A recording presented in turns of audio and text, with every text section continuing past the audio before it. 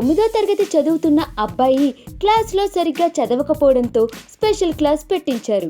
అయితే స్పెషల్ క్లాస్లో పాఠ్యపుస్తకాల మొదట్లో వల్లించిన టీచర్ అమ్మ కొద్ది రోజులు పోయాక ఆ కుర్రాడికి ప్రేమ పాఠాలు చెబుతూ బాగా దగ్గరైంది. అసలే టీనేజ్ ప్రాయం కావడంతో ఆ 9వ తరగతి చదువుతున్న 17 ఏళ్ల కుర్రాడు టీచర్ చెప్పే ప్రేమ పాఠాలలో మమేకమయ్యాడు.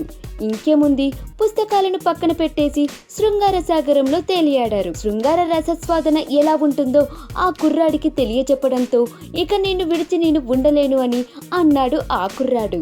పైగా డబ్బున్నవాడు కూడా కావడంతో ఏకంగా ఆ ఊరి నుండే లేచిపోయారు. చిత్రం ఏమిటంటే ఆ కుర్రాడికి 17 ఏళ్లు కాగా ఆ టీచర్ అమ్మకు 10 ఏళ్ల 12 ఏళ్ల పిల్లలు ఉండటంతో ఆ కుర్రాడి తల్లిదండ్రులు టీచర్పై కేసు పెట్టారు.